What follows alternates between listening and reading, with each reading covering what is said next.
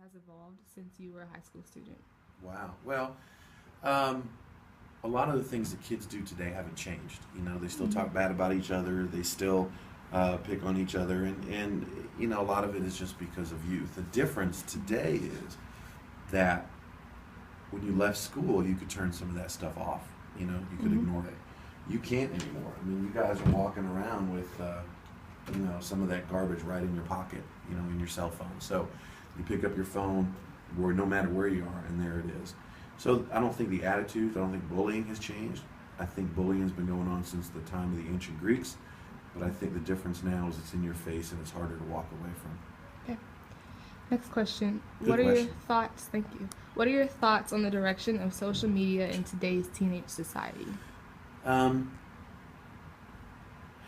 don't think, I'm going to change your question and answer it differently. It's not uncommon, the same conversation we have about guns, the same conversation we have about technology. It's not the tools, it's how people use them. I think social media is a powerful way to communicate. You know, we use it at school, we have Twitter, we have Facebook to get information to parents, our sports teams use it. I think like any other tool, people abuse it, you know? I think McDonald's is great, McDonald's 5 days a week is bad. So anything that you have, if you abuse it, it's gonna cause people harm.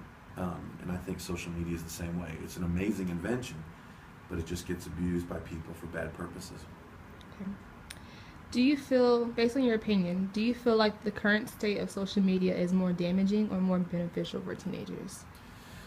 I think, again, I think it all depends on who uses it. I also think that one of the things that is different between younger people and adults is hopefully, as adults, you have the ability and the self-esteem and the self-confidence to ignore it.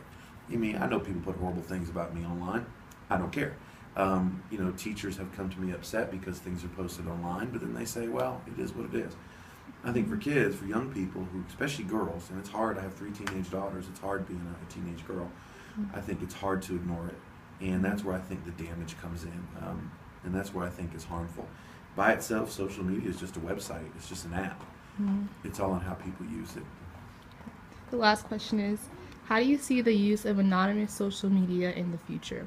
I think it's going to go away, and I'll tell you why.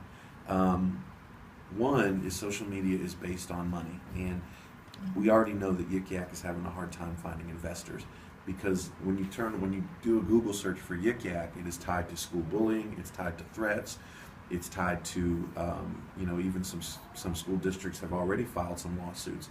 So I think the free market's going to take care of anonymous social media. I also think that what people need to understand is there really is no such thing as anonymous social media. If you commit a crime, and we know this here at Riverwood firsthand, you can be found out. And it may be a little harder and time consuming, but you can be found out. So nothing you do online is anonymous. Everything can be found out. And I think also some of these apps like Yik Yak are kind of lying to people, telling them that they are anonymous. Because you post the wrong thing, whether it's a civil issue or a criminal issue, and you're going to get found out, and you're going to face consequences.